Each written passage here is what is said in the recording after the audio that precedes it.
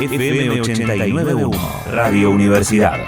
20 minutos pasaron de las 4 de la tarde, continuamos en esta programación de Radio Universidad, estamos hasta las 8 de la noche. Y ahora para charlar un poco también de lo que son las consecuencias, ¿no?, que trae esta pandemia en la vida social, en la vida económica, en este caso de los argentinos, hablamos de que han aumentado los niveles de pobreza. Esto se debe a un estudio que ha realizado el Centro de Estudios Distributivos Laborales y Sociales, el CEDLAS, que depende de la Universidad Nacional de La Plata. Digo, este estudio, entre otros, con el que vamos a poder charlar con Cristian Bonavida. Él es economista e investigador del CEDLAS. ¿Qué tal, Cristian? ¿Cómo estás? Mi nombre es Mauro Jardón, estoy con Rocío Díaz.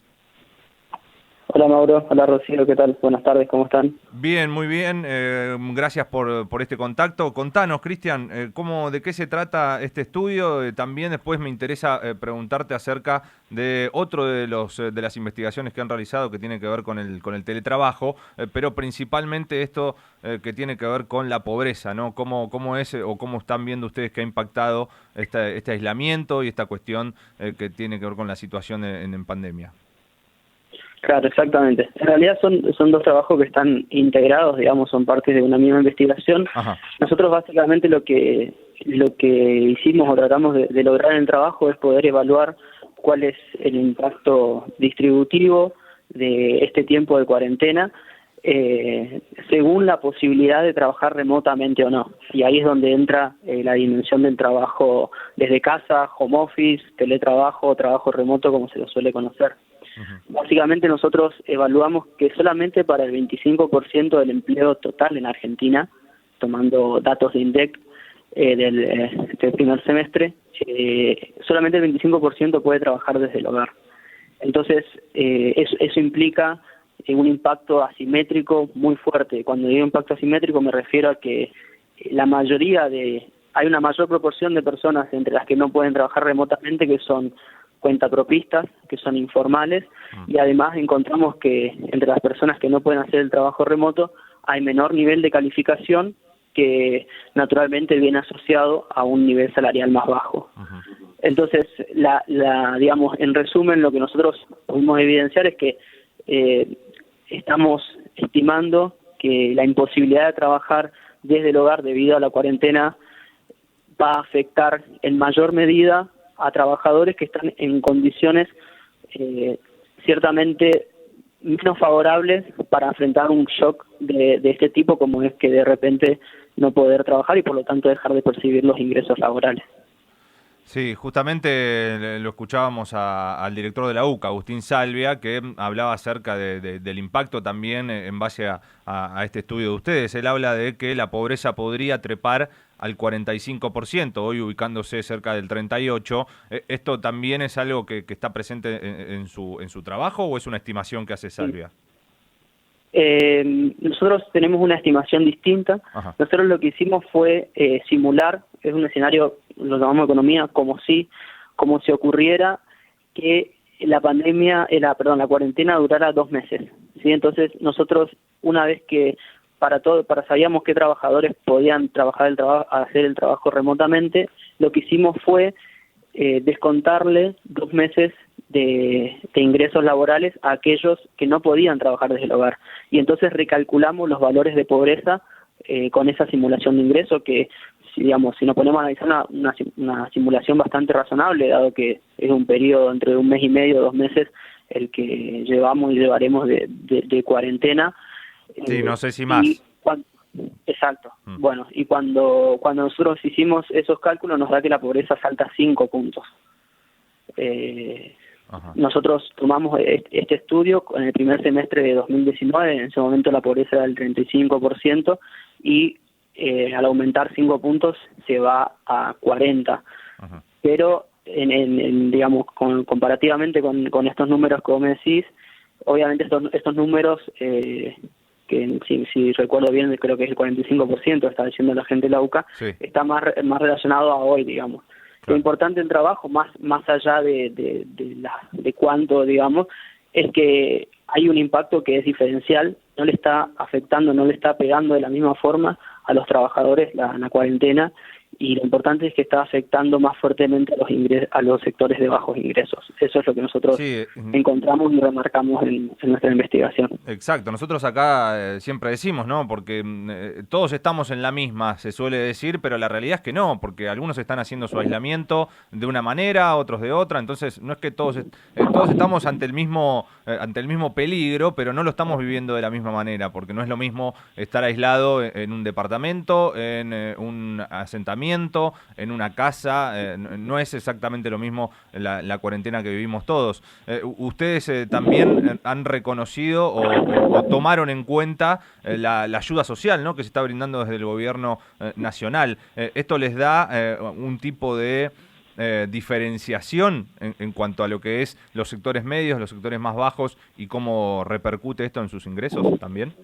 Sí, exactamente. Nosotros, después de simular la pérdida de ingreso por 2 meses de cuarentena, también simulamos cómo funcionaba, si funcionaba o no como paliativo y en qué medida el ingreso familiar de emergencia y otros de los bonos y ayudas que el gobierno está instrumentando, y nos da que sirve como paliativo, sobre todo ayuda a aliviar la carga de la pérdida de ingresos en la zona más baja de ingresos, es decir, la zona más pobre, pero no llega a compensar la pérdida total. O sea, es decir, la pérdida total es tan importante por el cese de la actividad laboral que aun cuando la ayuda del gobierno sea significativa y esté focalizada, porque está focalizada a los sectores más bajos, es un paliativo, pero que no alcanza a compensar la pérdida esperada en caso de que la cuarentena dure 2 meses y que la persona no pueda realizar su trabajo del hogar. Estamos hablando con Cristian Bonavida, él es economista, también investigador del CEDLAS, el Centro de Estudios Distributivos Laborales y Sociales que depende de la Universidad Nacional de La Plata y que han realizado este estudio que tiene que ver con los indicadores o el aumento de los indicadores de pobreza. Cristian, también han analizado o distinguido entre pobreza e indigencia, porque me imagino que ahí nos daremos cuenta si es que varios sectores medios han caído en la pobreza y a su vez cómo se va trasladando, ¿no? Exactamente, sí. También hicimos ambas simulaciones, tanto para pobreza como para indigencia, y nos da que hay un aumento significativo en las dos, pero más en pobreza porque justamente va a haber sectores que hoy son sectores medios que le escapan, digamos, por poco a la pobreza, que inevitablemente van a caer bajo la línea de pobreza después de este tiempo. Son sectores medio bajos que hoy están en el margen de cómo se mide la pobreza, que es con una canasta básica alimentaria, y seguramente después de este tiempo las personas digamos que no puedan realizar el teletrabajo seguramente van a caer por debajo de esa línea, y eso es porque nos da un aumento más significativo o mayor de la pobreza que indigencia. ¿De cuánto es la canasta que tomaron? Es la canasta a 2019, por nosotros estos datos lo hicimos con el primer semestre de 2019. No recuerdo, pero es la canasta del INDEC deflactada con la inflación de semestre a semestre. No, te lo pregunto porque en este último tiempo estamos teniendo incluso mayor inflación de la esperada, ¿no? Claro, sí, bueno, esos son, por ejemplo, aspectos que nosotros no contemplamos y que también son esperables que afecten negativamente a la población, digamos que tanto los que pueden trabajar, los que no pueden trabajar, pero obviamente haciendo mayor daño en aquellos que no pueden mantener sus ingresos laborales. Como así también, por ejemplo, tampoco tuvimos en cuenta la conectividad, ¿no? Porque también sabemos que el acceso a tecnología y a todos los servicios digitales es muy diverso y es muy distinto, así como también es distinto el tipo de ocupaciones que realizamos todos. Entonces, esa también es otra dimensión que imposibilita a las personas que a veces tal vez podrían trabajar desde su hogar, pero que no tienen una buena conexión a internet, que no tienen una bajada de línea, no tienen una computadora en su casa. Entonces también son otros factores determinantes que afectan la posibilidad de mantener la rutina laboral. Las últimas que te hago, Cristian, sabemos que estás trabajando y también como todos, obviamente, en este momento aún más. ¿cuál es, dentro de lo que es el teletrabajo, algunas de las causas por los que no se puede realizar? Más allá de esto que mencionabas recién de la poca conexión, ¿hay empresas o sectores que están preparados para el teletrabajo dentro de ese porcentaje que ustedes sacaron? Digo, ¿hay más empresas que estarían preparadas pero no se dispone de esa manera?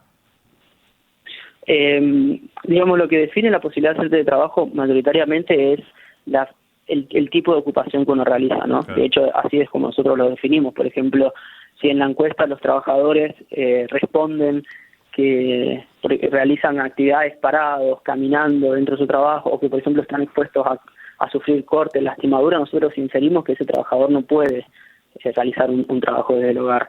Entonces, el primer determinante de teletrabajo sí o teletrabajo no, es el tipo de ocupación que realizamos, que es bien diversa, como decíamos antes. Ajá. Y después, obviamente, lo que estamos viendo es que hay como un home office forzado, digamos, por llamarlo de alguna manera, que las empresas están obligadas por el contexto a otorgar a su empleado la posibilidad de trabajar del hogar, siendo que por ahí son mecanismos o instrumentos que no tienen habitualmente disponible para los trabajadores. Y eso es una gran pregunta abierta. ¿Qué tan viable es la posibilidad de que una mayor proporción de trabajadores puedan realizar su trabajo del hogar? Y es un debate, pero obviamente, como hablábamos al principio de la charla, está limitado a cierto tipo de trabajos. ¿Por qué? Porque gran parte de ese trabajo tiene que ver con análisis de datos, tiene que ver con consultoría, tiene que ver con programación, tiene que ver con publicidad, con manejo de redes, con trabajo legal, con económico, ¿no? Entonces, y ese tipo de trabajos demandan un nivel de calificación alto, y es ahí donde aparece la correlación con salario más alto, con educación más alta, y es por eso que ese tipo de trabajadores son los que pueden continuar desde el hogar, mientras que, por ejemplo, una persona del sector de transporte, del sector de agricultura, un vendedor ambulante, una empleada doméstica, está imposibilitada de continuar con su rutina laboral, y es ahí donde proviene, digamos, este impacto heterogéneo según el tipo de trabajo y el tipo de población. La última, Cristian, ¿cuál es la próxima o lo próximo que están estudiando, o si hay algo en vista que estén ya analizando? Sí, un poco bastante relacionado con esto, el tema de la automatización. Es un tema que nos está preocupando en el buen sentido. También entender cómo, si la automatización, es decir, el reemplazo de mano de obra humana, digamos, por procesos automatizados, estandarizados y informáticos, puede afectar también de manera distinta según el tipo de trabajo que se hace. Así que esa es una línea de investigación que estamos comenzando a desandar con el CELAS, también para entender cuáles son las implicancias para el mercado laboral de todos los procesos de automatización y el rápido esparcimiento de la tecnología que estamos viendo en todo el ámbito, digamos, de la producción, tanto sean servicios como incluso en manufacturas y también en la agricultura. Un gusto, Cristian, te mando un abrazo y estamos en contacto ante cualquier novedad. Bueno, muchas gracias por este espacio y bueno, que tengan buenas tardes. Hasta luego. Cristian Bonavida es economista, investigador del CEDLAS, del Centro de Estudios Distributivos Laborales y Sociales, que depende de la Universidad Nacional de La Plata, contándonos todo acerca de el home office por un lado, pero también cómo ha incidido toda esta pandemia en lo que es el aumento de la pobreza en Argentina. Preocupante, por supuesto, pero esto va a pasar, quedémonos tranquilos que esto va a pasar y de allí nos vamos a levantar. Lo más importante, por supuesto, es tener en cuenta la salud y que estemos resguardados en casa en este momento más que nunca. En este momento. Desde la Universidad Nacional de La Matanza, Radio Universidad FM 89.1. Siempre cerca.